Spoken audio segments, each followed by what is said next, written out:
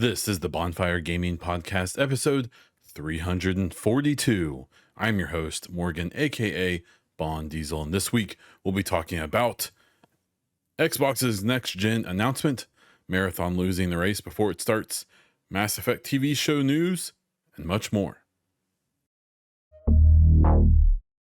Gaming sucks right now. This is a social media clickbait, maybe some YouTuber, some streamer kind of statement you see fairly often right now. And it goes off of this whole idea of that gaming is bad now. All games come out unfinished and have DLC and their live service, and they're only designed to suck money out of your wallet and not to even be enjoyed. When you see people talking about gaming, even some developers, it's all about, what a group, what some testing or analytics said to do, and that's why they made the game.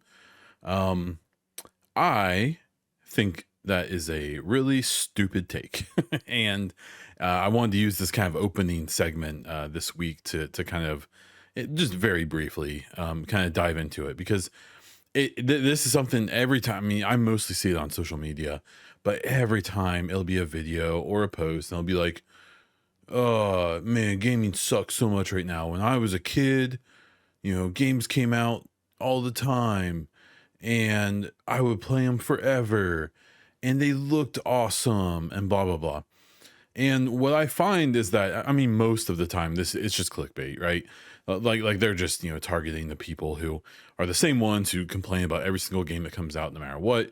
But there's also probably some people who do believe this, who really do think gaming sucks right now. And when they say that, what they probably don't realize or acknowledge is that gaming for them sucks right now. Gaming in general, I would argue, we've had multiple years in just the last few years with more games, more good games released than ever per year.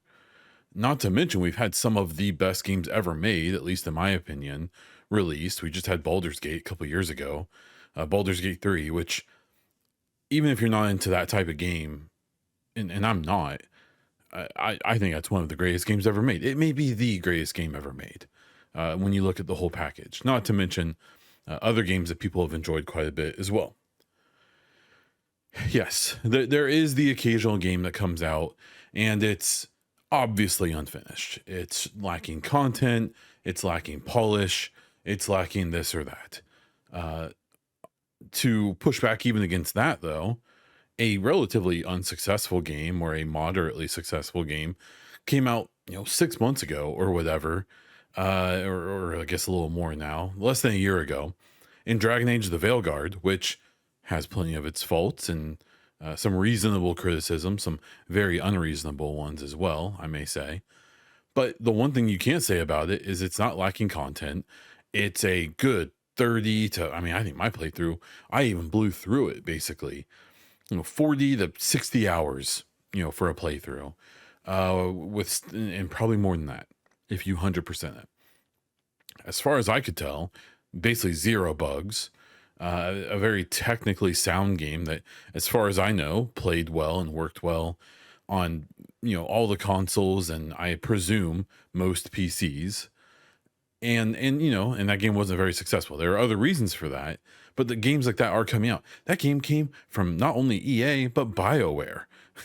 So like, I just, I can't be bothered with this attitude. It's just, people think maybe it sucks for them. They're an adult now, right? They don't have as much time to play games, so when they play a game, they might get to play maybe one or two games a year, where when they were younger in college and high school, and they could sit there and finish a whole game in a week, right? And you can't do that now. And I think that sometimes people's views on this stuff get skewed because it's, maybe gaming sucks for them right now. Maybe they only get to play a couple games a year and they bought a game that just didn't vibe with them or whatever. So it sucks for them, right? Or the worst case scenario, you're talking about people who have dove into and gotten into the whole weird, kind of I would argue, kind of right wing, hyper conservative, kind of anti woke, like where every game's woke. If a character is black in a game, it's a woke game, or whatever they've whatever terrible path they've gone down. Those people can't be helped, right? And then I feel for the people who feel like gaming sucks now because they just don't have time to do it. Maybe they had a bad experience. But as someone who, makes time to play games because of the podcasts I do and the videos I like to make, like, it's my hobby. I spend time with my family, I do my job, I, work around my house, and I make sure all of my stuff is cared for. But the thing I spend the next most amount of time on is probably gaming, playing, making content, reading up on it. And as someone in that position, I don't know if gaming's ever been better. Obviously the industry is in a a bit of turmoil. We're probably about to have some more layoffs from Microsoft. I'm I think I'm being like intellectual about starting to not be as bothered by the layoffs. Not because they're not bad, they're obviously bad. Not because they're not shady and selfish, they're obviously both of those things. But there's also been this recognition for me of like, these layoffs have always been part of the industry. They just get more focused now than they used to. I would argue they used to be worse, it seems like, from what I've seen, where, like you ship a game, unless you're one of the, higher up people in that studio, you just assumed you were getting laid off back then, back in the day. And now you do see people stick around for quite a while, and layoffs do seem to be shamed a bit more. But I mean, I guess for me, it's just become part of the thing. So, I pay attention to all this stuff. And while there are bad things happening in the game industry, games, I don't know if we've ever had a more consistent, and more voluminous amount of great games. But that's actually, I think it is a popular take. I think if you talk to regular people who play games, they would mostly agree. But if you judge it by social media and the worst people possible there, then you probably wouldn't. So I don't think gaming sucks right now. And if you think it does, then I think you're wrong. Let's get into the gaming news. Xbox has announced a multi-year partnership with AMD to create their future Xbox Series successor, as well as handhelds and cloud gaming advancements in mobile and everything.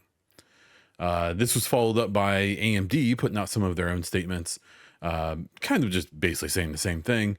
What was interesting is that both of these statements seem to confirm or push back on. We knew and we've known that we were getting a series replacement. So Series X and S, current gen, that they'll be releasing a new console. For the love of all that's good, I hope they just release one first party console. I beg them not to do the multi-tier thing again. I understand why they did it. Maybe it was good for them in the short run and maybe long run. They know better than I would. But I really just want them to put out one really solid box at the best price they can afford. Anyways, they seem to also confirm in here that handhelds. So are they talking about the handhelds they're claiming as their own, like the Ally X, the Xbox Ally X 2 or whatever? Or are they talking about this this first party handheld that was announced and then it was shelved and then it was essentially canceled, according to Tom Warren, who's always super accurate and not just throwing stuff at the wall hoping it sticks. And now, maybe this means that it's still on the board. My assumption has been that they're definitely going to do a handheld at some point, like a first party one. I just suspect the bulk of the focus is on the next console right now, which this announcement to me makes it even more likely that 2026 date could be real. And I've seen people be like, well, PlayStation's probably not going to do the PS6 until 2028 or something, or maybe 7 at the earliest. Because they just put out the PS5 Pro. They just did their mid-gen refresh, suggesting that the PS5 generation has at least a few years left in it. And hell, they still need to release games for it, man. Like, I've been popping off on that point for a while now, but we got a bunch of what should have been cross-gen PS4 games at the beginning of the PS5. And then we've just gotten like some third-party stuff and like Astrobot. We'll get Ghost of Yotai this year. Death Stranding's like, it's not first party, it's third party exclusive. I mean, they still need to finish their 5th gen.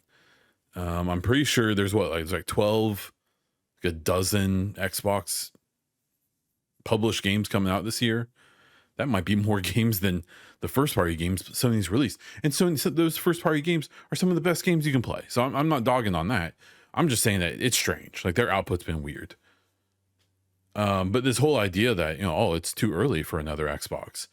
I think you're going to see Xbox putting out new hardware like every 2 or 3 years. With the way they're moving, they don't care about the generation thing anymore. And if anything, trying to get a console out a couple years, almost 3 years before the PS6.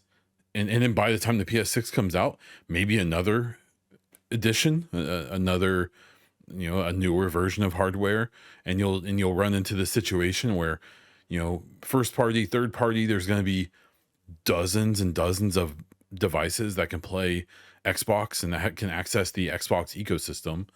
And, they'll just basically do a thing where, from this console back, they won't be compatible hardware anymore, but you can still play on cloud if you want. And then we have this new thing coming. It's just basically going to be, pick your poison, pick your price point. Are you an enthusiast? Do you want to spend $4,000, build a nice PC?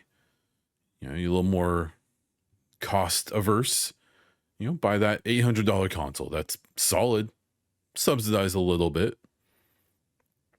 Or you just want to play on the cloud on your TV or your phone or your old Xbox One, and do that. That seems like what they're doing to me. Maybe I'm wrong.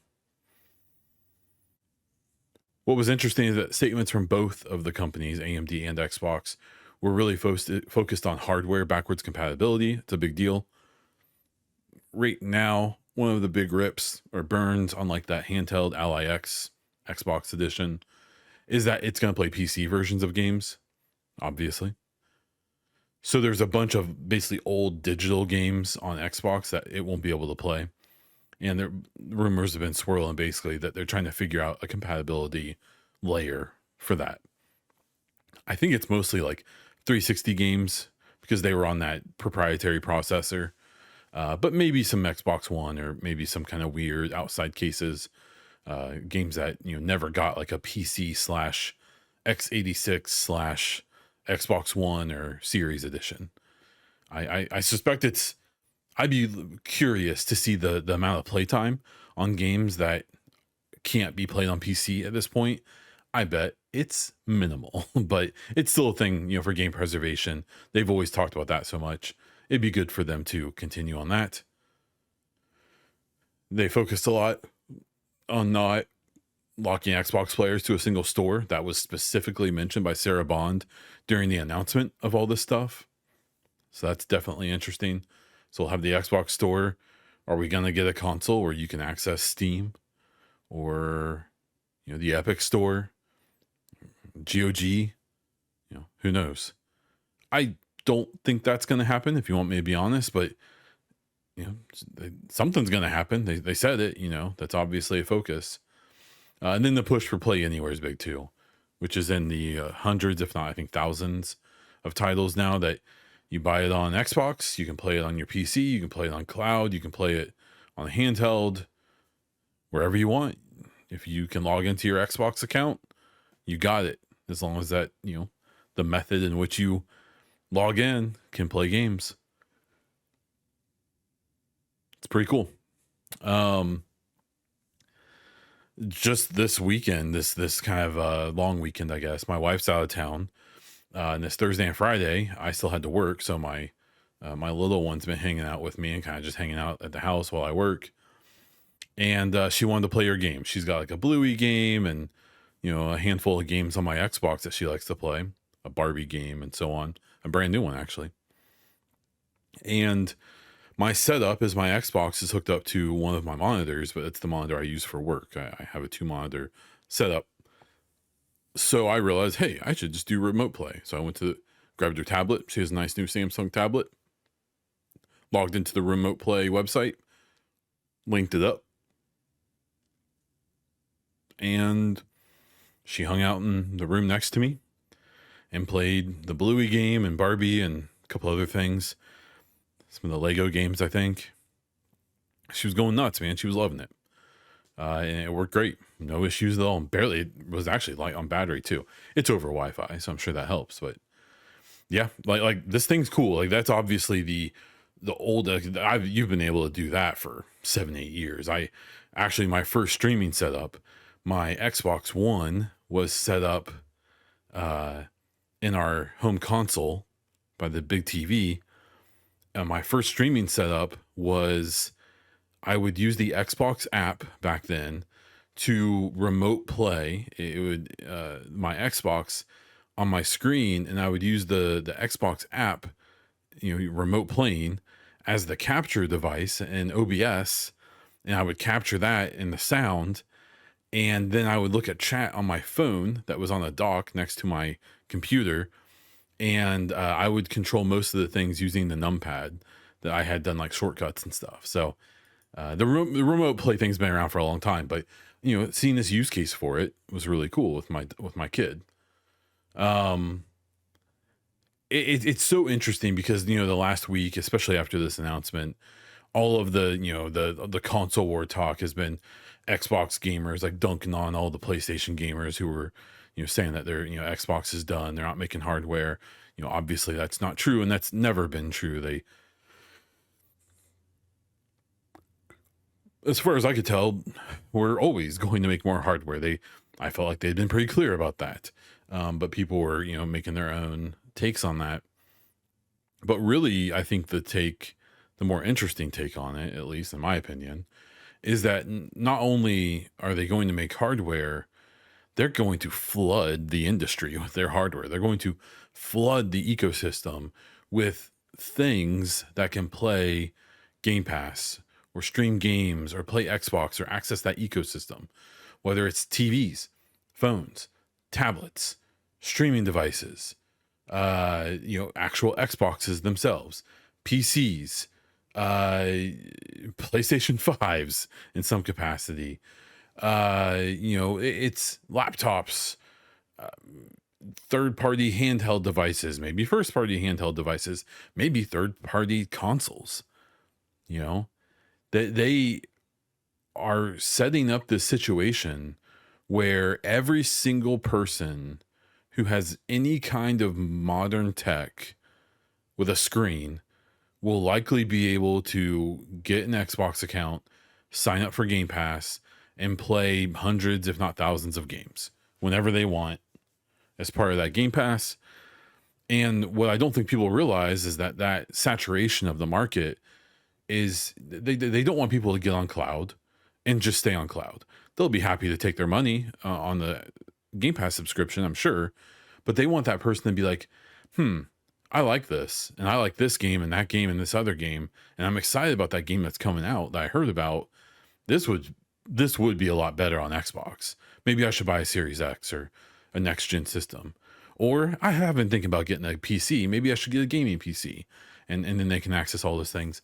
Like I think not enough credit has been given to the idea that this cloud and streaming and all this stuff is encouraging people to try to buy hardware, right?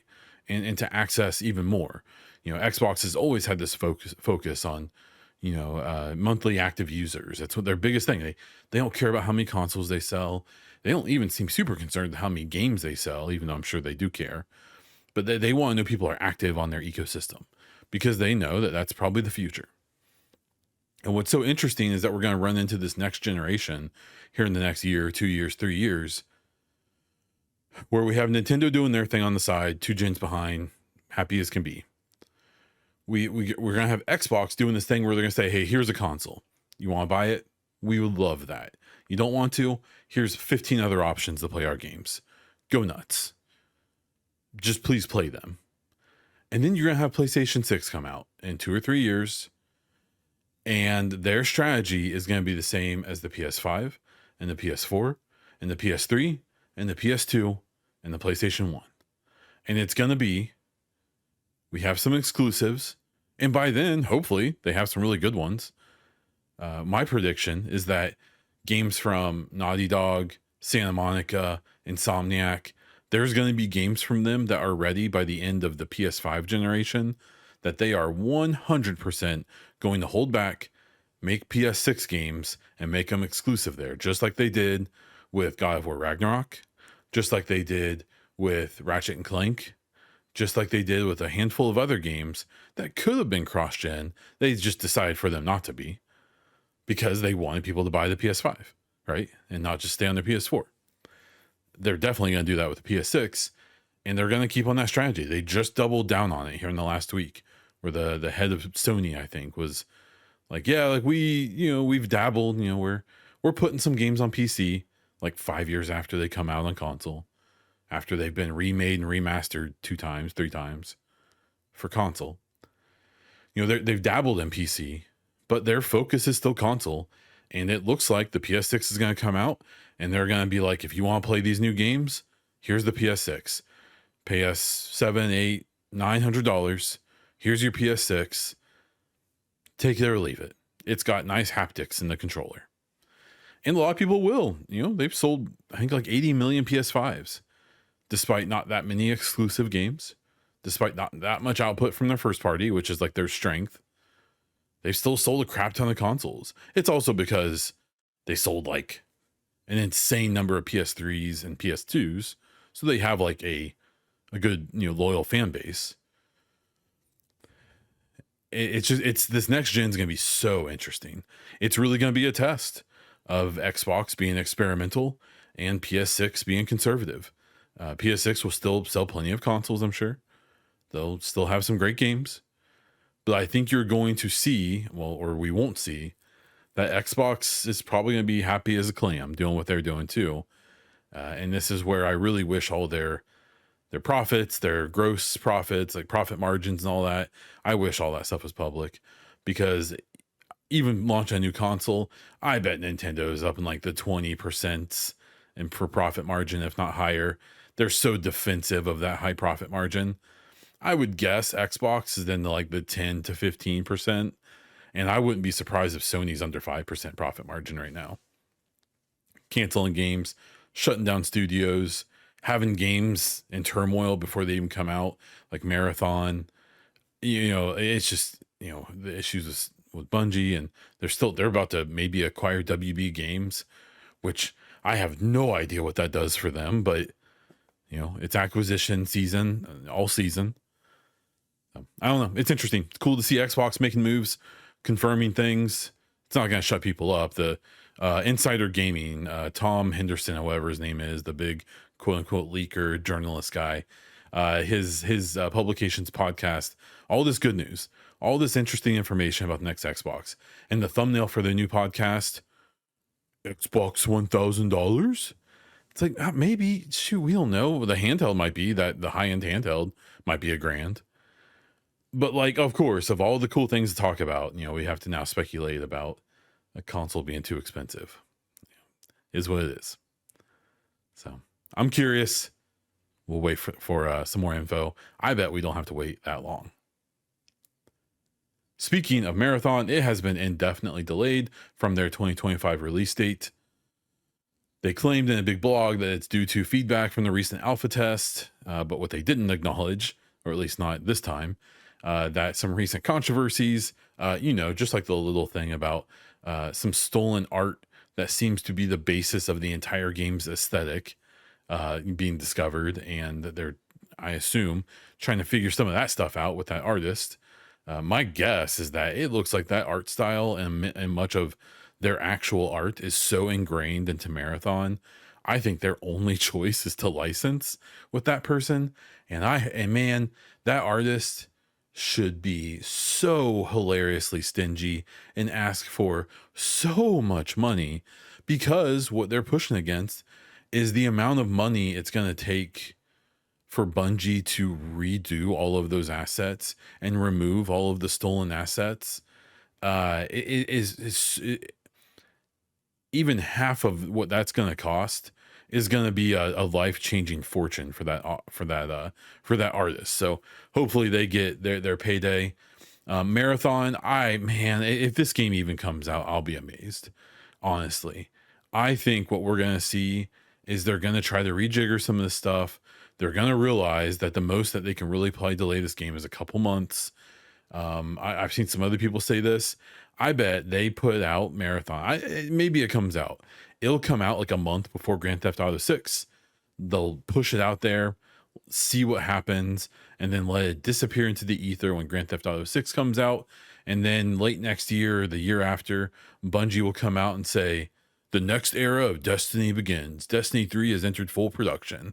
And they are, after they get absorbed into PlayStation Gaming, which they aren't currently, they're actually a Sony property. Then they'll get absorbed into PlayStation and either be forced to work on a Destiny 3, which they seem to have avoided. So maybe they do or don't want to do that. And or they'll just become a support studio for another studio. So maybe they'll give them a Killzone sequel or something. I don't know. I just, man, it's just everything went so wrong for Marathon. This live service push by PlayStation's been a hot mess. The Marathon itself was a single player property. That's what people remember it for. And it ditched that to do this cliche kind of, very timely extraction shooter push and not do it very well, at least in my opinion and many other people's opinion. It compared to Arc Raiders because of when the test came out badly. Arc Raiders was a ton of fun. Marathon wasn't. And then this art controversy just really hit them when they were down, and only further delegitimizes Bungie as a studio, and PlayStation from the greater journalist arc seems to be escaping most of the criticism with all of this stuff, somewhat unsurprisingly, but just absolutely wild. So I feel bad for the devs, all the people who have spent hundreds of hours working on this game, doing the reload animations and designing the environments and working on the rigging on the models and all that stuff. This game's going to come out maybe, and then it's just going to disappear. And it's going to be another one of these situations where these people, maybe they started their careers at Bungie and all they've ever done is work on Marathon. And then it's hopefully going to come out and it'll just be a blip in the pool, So saying I felt bad for the people at Concord, man. Think about this. That was a newly founded studio before PlayStation acquired it for that game. There's gotta be dozens of people who worked at that studio who owned, that was their first job or their first AAA job. They worked on this game. They did all this stuff. They probably did what they did really well. And then the game came out, had maybe the worst launch ever because it shut down in a week. That was worse than the game being canceled, in my opinion. It coming out and then getting server shut down and refunded almost immediately. And there's a bunch of devs who did great work. If you ever look, there's some great videos of the reload animations and stuff in that game. And they're beautiful. The people are insanely skilled who worked on that game. And all their work is memed. It's a joke. Now, I'm sure in the industry, if you're an animator on Concord, you can be like, hey, look at this clip. Look at this reel I made of all these animations. They're amazing. Hire me now. I'm sure it's a little more forgiving in their own bubbles, but still. So rip Marathon, probably. We'll see. Push Square, which is a very loosely defined as a gaming news and journalist publication, put out this article recently suggesting that Final Fantasy had only sold 20,000 copies on Xbox, and it was this very obvious situation where this publication was trying to basically dunk on it was just trying to dunk on Xbox for its bad PlayStation or its bad Final Fantasy 16 sales. So then some time passed, and I saw some people posting, and I went back and I read the article, and they referenced this analytics firm. I was like, I've never heard of these people before. And there's this really funny moment of looking up, and if you follow me on social media, you may have seen it. So I made this post about this situation. So I posted a screenshot of the article from Push Square, which is this. If you don't know it, they're big fans of PlayStation, which is fine. There's nothing wrong with fan publications, even though this one seems relatively large, or at least notable. So it's this Push Square article saying, bad sales, Final Fantasy 16 on Xbox, blah, blah, blah, whatever. And it references this analytics firm. So then I look up the author of the article, and I look at their Twitter. And their Twitter, a few days before, or a day before, had this back and forth between them and this person from that analytics firm. In theory, the analytics firm. I'm not under the impression it's some like big company. It's like a person, right? And I started going through some of these tweets. I felt like I was like solving a conspiracy theory. And what I came to find is that a day or two before they posted this article, they had said something like, they like tagged this analytics firm, this person, saying like, "Oh, sales on Xbox," and the person posted the number. As of this day, it was a week or whatever after it came out on Xbox. It looks like it's only been 23,000. And then that person went and wrote this journalist from Push Square went and wrote this whole big article about this. But then in some of the other replies, you see people saying stuff to this analytics firm, this person, being like, "Where did you source that from?" And they posted, and I can't remember the exact wording, but it was like, "Well, we know how much it sold on Steam, and Steam, on the Steam, it has this many reviews. So if I take that, if I correlate that with the number of reviews on the Xbox store, then I think it sold about 20,000 copies." And so they just made the number up. So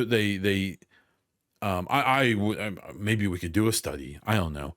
I promise from the, like, I promise more people post reviews on Steam, per capita or whatever, than they do on Xbox. I often forget that you can even review games on Steam or on Xbox Game Store. Expedition 33, one of my favorite games of all time. I haven't reviewed that game on Xbox. Why would I? On Steam, I've reviewed a bunch of games on there because I look for it when I'm on Steam. I have never looked for the Xbox Game Store review score on a game. I either play it or I don't. Because I assume it's barely used by anybody. I can't imagine that's a large population.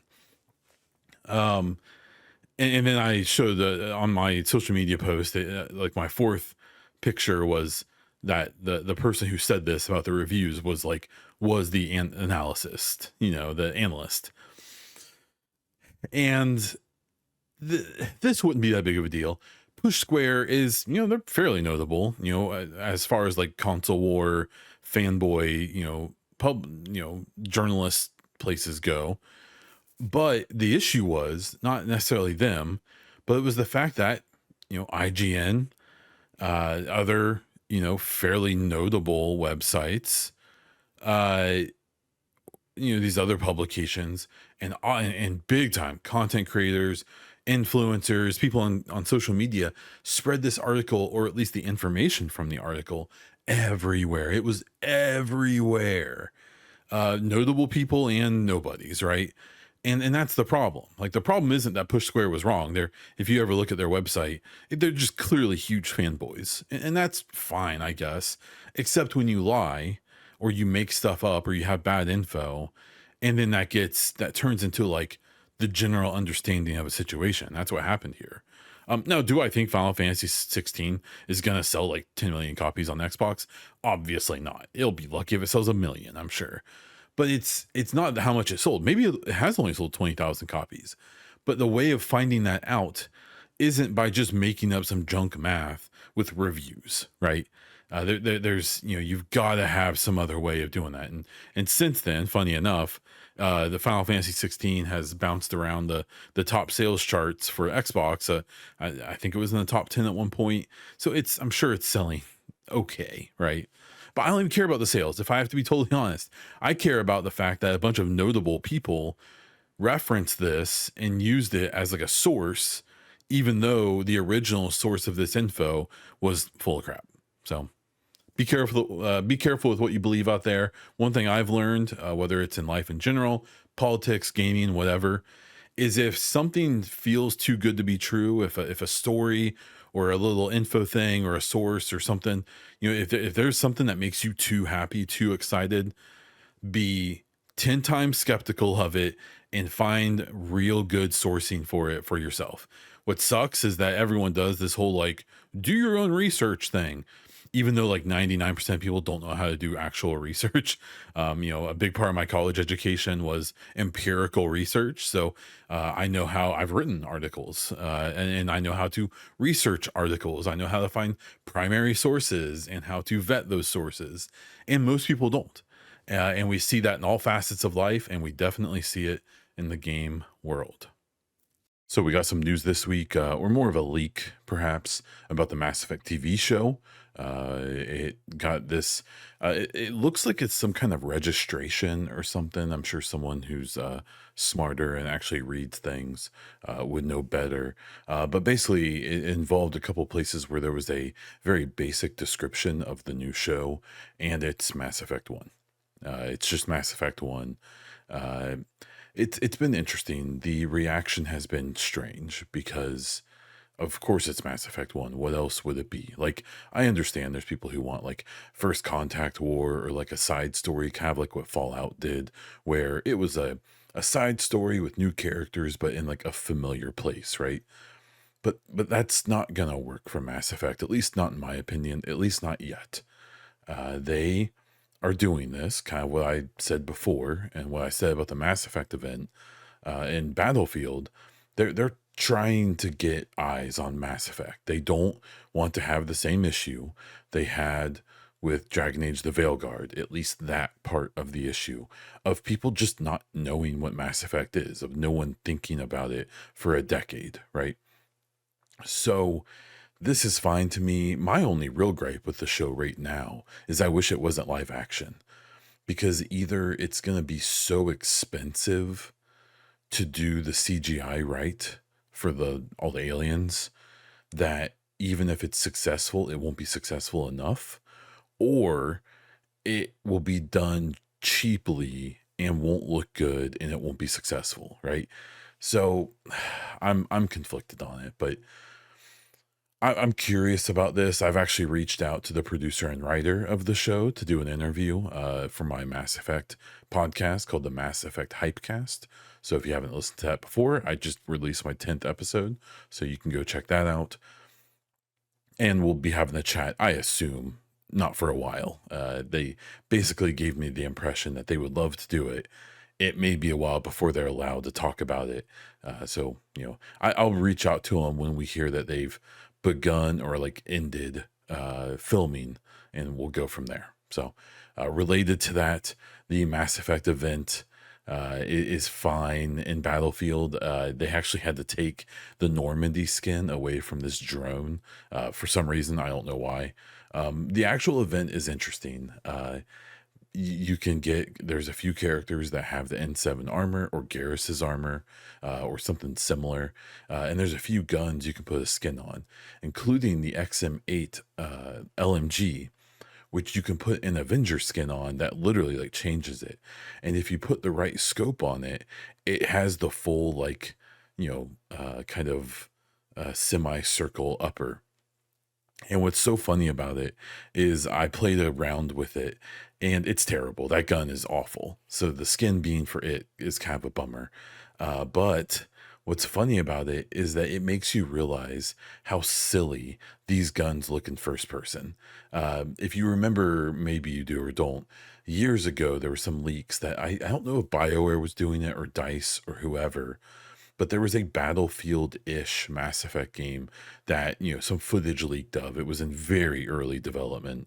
It looked like it was like pre-alpha footage, but it also showed like this Avenger in first person, and it looks terrible. The ergonomics of most, or at least some of the Mass Effect guns, just make no sense. If for a third person game, it's fine, and that's what it's been, right?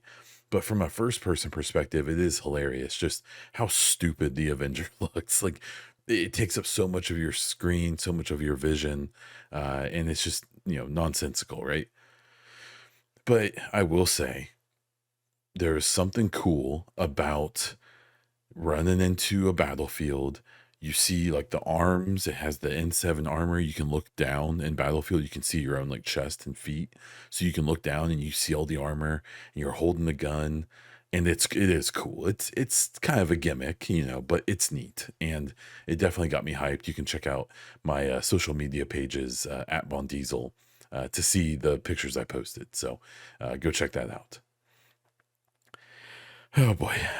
So Death Stranding is a few days away. By the next episode, it'll be out.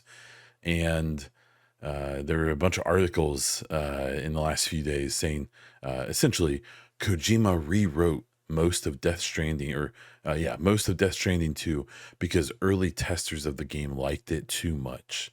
There's some other quotes that he wanted it to be more divisive.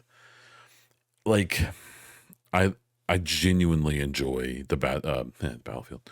I genuinely enjoy the Metal Gear Solid franchise. I appreciate the political messaging in it. I appreciate much of the gameplay elements of it. It's a great series. It's stupid. It's nonsensical, but I've also really enjoyed basically every game in that series I've played. I'm excited to play Snake Eater, Delta, the remake, because I never did. But I have to say that the levels of pretentiousness and this whole like forced like Arthur status and this like I rewrote the game because people liked it too much. Like no one else would get away with this. Like if he here's a hot take. If he said that in an interview in English, he would get eviscerated. But instead, it's it's Kojima. Everyone's in love with him. I think a lot of people are afraid to get like on his bad side. I suspect that there's, you don't want to not be liked by him, or for him to see or hear your name in a bad way. Much like Jeff Keighley, I think everyone's like afraid to be in his bad graces, even if it wouldn't really be that big of a deal. I'm sure Death Stranding 2 is going to be fine. It's easy to forget that Death Stranding 1 only has like it's like an 80 or an 85 Metacritic score. Like it was good, but it wasn't like a masterpiece to people. 2 is likely going to be better, but you won't be able to convince me that you need to minus like 10 points from whatever the open critic Metacritic score ends up being, because it is just like it's so strange. He makes people drunk. Like he like lowers people's IQ. His games do, or when people talk about him, they get dumber. I don't know if it's conscious and people are afraid to like dare say anything bad about him in like the more like notable media folks and influencers and stuff. But like this just come on, like oh I changed it because it was too good. Like it's going to be a very frustrating conversation around this game because I have no doubt in my mind that especially the people who I tend to listen to are just going to glaze this game so hard, even if it's just like 100-hour boring slog of a game with that makes no sense, that has no story that makes any sense. It's just a bunch of random shit that Kojima threw out there for fun just to see if he can get away with it. Like again, I'm sure the gameplay is going to be great because he's always done great gameplay. I have zero doubts about that. But I have a feeling that when people were willing to be a little honest about the first game, that we're going to see less of that about the second game. We'll see. Some really cool news for me if you're one of my Division 2 holdouts. Division 2 has confirmed they're working on changing the Washington, D.C. map to the season to winter. And I would assume associated weather events like snowstorms and squalls and stuff like that. They tease this by showing concept art of the Capitol building covered in snow, and like agents in like winter wear and stuff. I like I've said before, if any of this Division 2 post-launch development is slowing down the Division 3, they need to stop. If it's not, then whatever. Do your thing. Like, go nuts, I guess. If this is making the Division 3 even a day later, it shouldn't be happening. But if they've got the team assigned, if they've got the budget, if Ubisoft is cool with them doing it, whatever, I guess. I am curious. I'm wondering where I thought the Battle for Brooklyn DLC was supposed to be a lead into the next game. I have to imagine this will be the actual lead into the next game. I have long assumed that the Division 3 will take place in a place like Chicago or something during the winter again. Because if you're a Division fan, you may remember this, but if you're not, the Division 2, which came out in 2019, is a sequel to the Division 1, came out in 2016. You have to keep in mind, it's like 2017 in this game franchise, or whatever. It's only like a year has passed in the actual game story. So you have to go all the way back to the first game and remember that this game has only progressed like a year with all of the events, all of the seasons, all of the manhunts, all of the post-launch content for both games. It's barely any time has passed. So what I assume, the first game took place the winter everything happened. The Division 2 took place the following summer, and I assume the next game will take place in the next winter. It'll be 1 year from activation of the agents and the dollar flu spreading and all of that, right?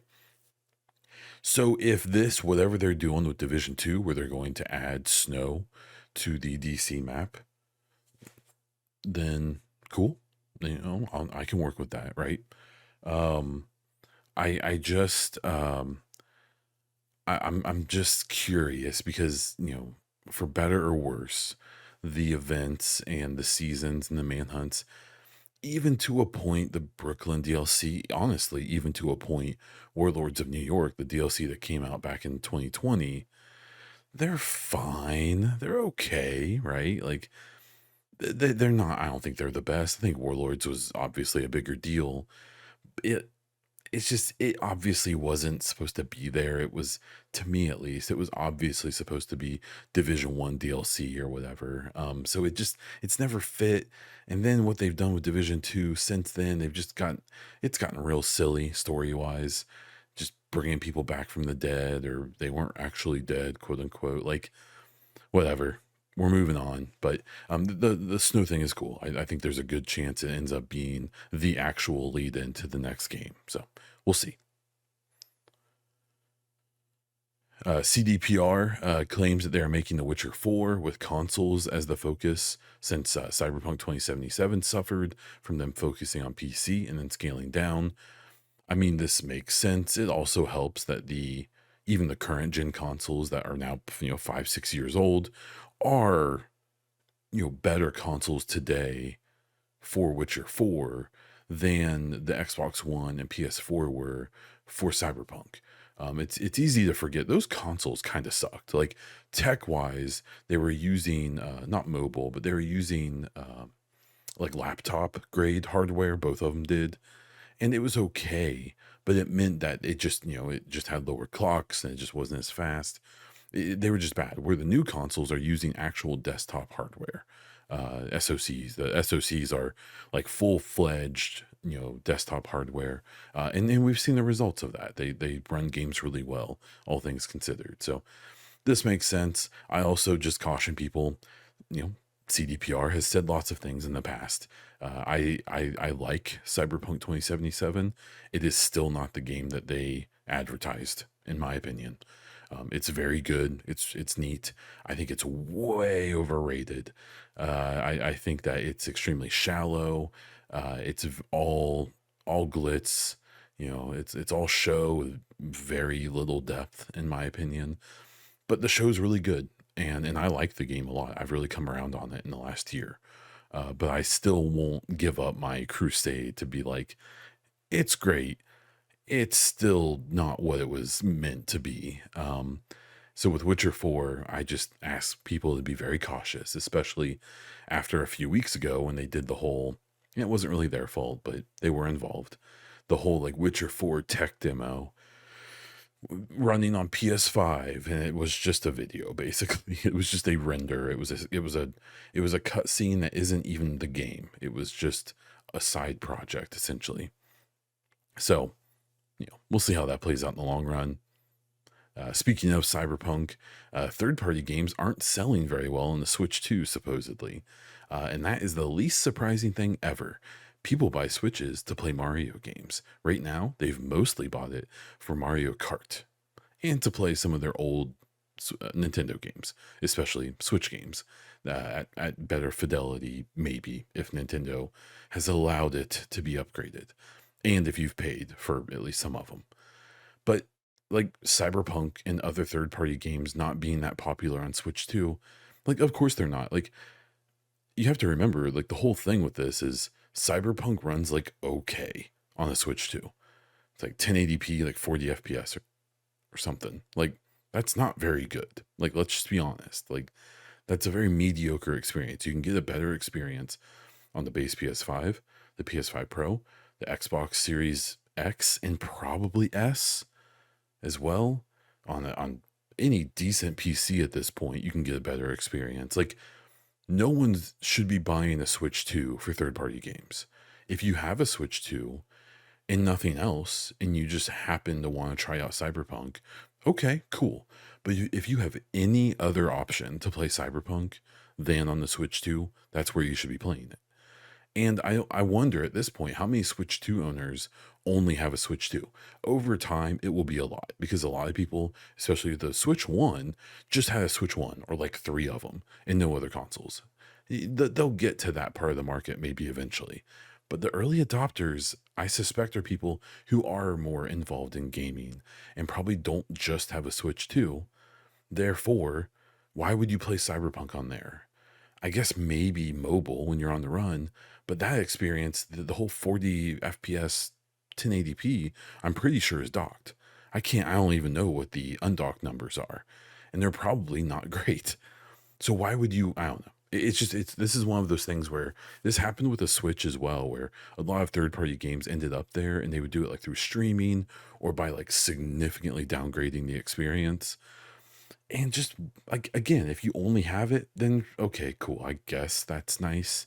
And all these companies are porting their games to that because there's 150 million Switches out there, but those people don't care about Cyberpunk, Mortal Kombat, especially not playing it at like 480p and like 20 FPS. And I know the Switch 2 is more powerful, but you're only gonna see that bump really impact games for a short time because you already have Cyberpunk 2077 that's a multiple year old game that already doesn't really run that well in the Switch 2. So, what's going to happen when Witcher 4 comes out? Do you really think it's going to run well in the Switch 2? Like, it's obviously not, right? So, yeah, this is the least surprising news ever, and I don't think anyone really cares. I guarantee Nintendo doesn't because they're probably rocking up 25% profit margin right now. And then finally, Nexus Mods has been sold after, I believe, 24 years of private ownership. The founder of it had it that whole time. Said they're still going to be involved, but sold it off. This sale has been kind of presented in like the nicest way possible. But it's to an investment group. For what it's worth, that investment group has made a lot of statements and put out a lot of info being like, hey, yeah, we're an investment group, but we do get it. And here's a bunch of things we're going to do to not, to make it clear that we understand, like, we shouldn't break what's not broken here, right? So they're honoring, I didn't even know this, but apparently they're at some point, I assume early, you could get a premium membership for Nexus Mods permanently. You could get a lifetime subscription. and they're going to honor those and all that kind of stuff. Now, how long does that last? Is that permanent? We'll have to wait and see. I love Nexus mods, mostly for Mass Effect, but there's some other games I dabble with on there too. So hopefully it all plays out. As for content updates, nothing big. Continuing back from vacation. Rest of the summer is pretty chill. No big plans. So I'll be around, and then we'll be getting into the new school year, and that's when things get a little crazy for me again. But yeah, I have a good month or two here with no big things going on, so I should be putting out podcasts on the regular schedule again this coming week. I hope to get back on the streams. I am streaming on 2K, 1440p on Twitch now, and it looks really good, and it works extremely well on my setup. And I'll keep on with the videos. I've been putting out a bunch of those lately. It's so funny, like Mass Effect video, even the Division or my podcast, they performed fine for me. And then I'll put out a video about like Xbox's new console, and it gets like 20 views. So please check out my other videos. I would really appreciate it if you're on YouTube. And if you're not, go check it out. I would really appreciate that. Make sure to subscribe as well. I do have a new Mass Effect Hypecast out. It's the 10th episode, talking about the TV show in some more depth, as well as some other topics, including, I believe this is the one where I talked about Jason Schreier's article about BioWare, where I focused on the Mass Effect side of that stuff and kind of didn't talk much about Dragon Age, and kind of basically just ranted. So go check that out. And that's where we're going to wrap this one up. So thank you so much for listening to this whole episode. Subscribe to the show in your favorite podcast app, leave a review on Spotify or iTunes, and subscribe to the Bon Diesel YouTube channel to get all of my videos, including this podcast. Thank you to everyone who supports as YouTube members or Twitch subscribers. If you're interested in supporting this podcast and all of my other content, please check out the links in the show description. If you have any questions or feedback, let me know on my Discord, hit me up on social media at Baunfire or at the Baunfire, or you can even leave a comment on Spotify or YouTube. That is all I have for this episode of the Baunfire Gaming Podcast. So until next time.